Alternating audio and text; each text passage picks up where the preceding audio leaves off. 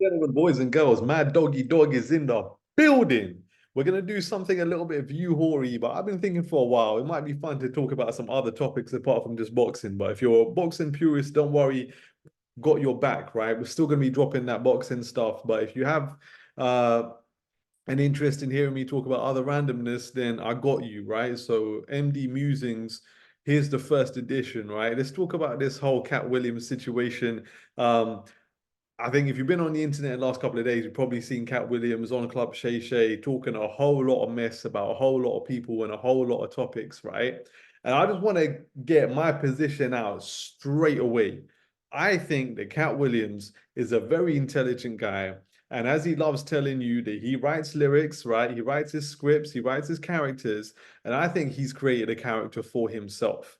And I don't think that he believes a lot of what he says, but he knows that there is a captive audience of morons, yeah, who are going to believe a lot of this conspiracy theory BS. So I think like 90% of the stuff that he says, not only is it BS, but he knows it's BS, right? But he knows that there's people out there who are maybe young enough or uneducated enough or just haven't got enough life experience and success like through traditional means enough, right?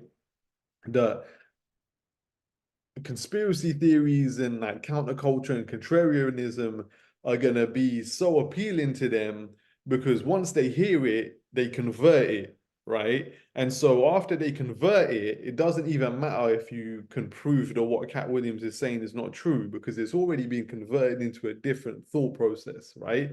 So people that like these types of stories, the reason is because they hear it and then they uh change it into everything that's ever happened in their own life that didn't go to plan, yeah. And now this is the answer to why. You know what I mean? So the reason I didn't get that job was because of the Illuminati, right? Or racism or whatever. Well, the reason that this and that is happening in the world that I don't like is because of everything that Cat Williams is saying, right? So it doesn't even matter whether you can go line by line and disprove everything that isn't true because the story and the psychological process like is just so pervasive and the person's already absorbed it and applied it to everything in their life and they're not ready to let go of them stories. So it's like, so now Cat Williams is the guy. Do you know what I mean? And it's kind of depressing that there's that many people out there. But I think, listen, Cat Williams is a smart guy and he's realized one very important thing, which is the Andrew Tate effect of just going viral and like views and shares and going viral and the algorithms, right? And you can come out and talk a load of mess and you can only win from that. There's no loss for Cat Williams. There's absolutely no loss. And the way that you know that is you look at the comments, yeah, on this Club Shay Shay, and everyone's writing, bet they won't respond. That's how you know Cat's telling the truth.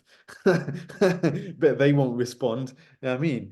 Cat got all those guys quiet now, yeah. And then LUDA comes back dropping a freestyle, and you look at the comments, and it's like, Cat got all these guys replying now. Huh. That's how you know that he's right. That's how you know that they're guilty because they're replying. Do you know what I mean? So it's like, bro, if you reply, you're guilty. If you stay quiet, you're guilty. There's no winning in this situation. It's the same with Kevin Hart as well. He said a couple things on ESPN. Look at the comments. Cat Williams got you replying now. Do you know what I mean? So there's no winning in this type of situation.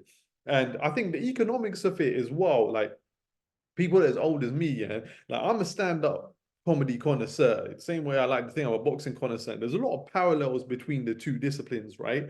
So if you're old like me, yeah, you remember the days like before like streaming services and whatever. Even streaming services still do pay-per-views when it warrants it in boxing, but stand-up comedy was the same deal, right? And it's moving the same way. It's gone full circle, yeah. So originally, like when Chris Rock was doing his thing, and like you had big like stand-up comedians like the Kings of Comedy and like Seinfeld, whatever. But like really, Chris Rock was the guy who broke through, yeah, in the 90s and whatever. And everything was pay-per-view. everything was, you know, pay per view. You had to pay to view the shit. Yeah. So you had to be funny in order to get people to part with their money to watch your next special. Yeah. And so the dynamic of that is very different to now, where things are free at the point of consumption because you've already got the subscription. Yeah, you already sign up to Netflix or Amazon or whatever. And so next time Katt Williams' special comes out, people are gonna watch it just for the controversy. Like, you know, it's free. You may as well just watch it, see what he says, right? And so you're kind of like gaming the system by the fact that you don't even have to be funny anymore. Do you know what I mean? And it's a bit like, I don't know, like a Ricky Hatton or like trying to think of another fighter, like who people come and watch you because you're popular, not necessarily because you can fight. Do you know what I'm saying? So the people that get the biggest paydays in boxing, you know, it's not necessarily a reflection of your boxing talent. It's just like, you know, maybe the things that you do outside the ring or your, you know, your mass appeal, right? And so, yeah, Katt Williams, man, he knows what he's doing. He's a smart guy. He's just trying to like game the system to get like controversy, to get free clicks and that. And the reason that I know firsthand that what he says about people like Kevin Hart or like even LUDA, yeah, is BS, is because the same with boxing. Your promoter can hype you up, yeah. Your network, whether it's the Zone or Sky or HBO or whatever, can hype you up. But when you get in that ring and when you get into that stage, you're on your own. There's no way to fake that. It doesn't matter how many willies you might have sucked here. You can't fake that when it's like person to person and like there's no one else that can get in the ring or get on stage for you. And I've been to like Chris Rock Prime 2008 Chris Rock here 15 years ago. I've seen Chris Rock 3 times. I've seen Dave Chappelle 3 times. I've seen Dave Chappelle in like a small venue in New York where he turned up unannounced. I've seen Dave Chappelle in arenas, yeah. Do you know what I mean? I've seen like Jimmy Carr. I've been to Edinburgh Fringe Festival watching like no-name guys perform. Like I'm really about this stand-up comedy life, yeah. And I remember going to Kevin Hart thinking Kevin Hart's not really funny on stage, yeah. As a stand-up comedian, I don't think Kevin Hart was funny. I love him in the movies, I love him in the TV shows, but on stage, I didn't feel like he had that stage presence or that unique angle as a stand-up artist. So I go, boom, trying to impress a girl, fourth row, do you know what I mean? Center, right in front of Kevin Hart, thinking, all right, cool, yeah, these are nice tickets. You know what I mean? That man's gonna be getting some tum tonight, yeah. But anyway, that's not even part of the story. I'm not really expecting much, yeah. And like I've been to see animals like goats at the game, you know what I'm saying? And when I tell you I went to Kevin Hart and I couldn't breathe.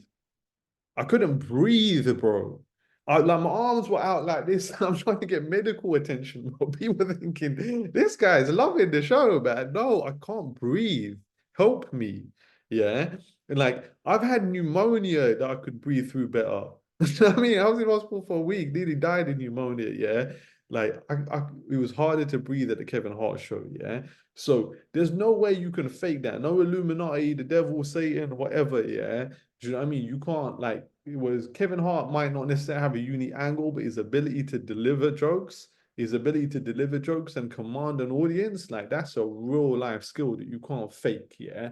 So like I'm not hearing it, man. Like you know what I mean? I'm not hearing that at all.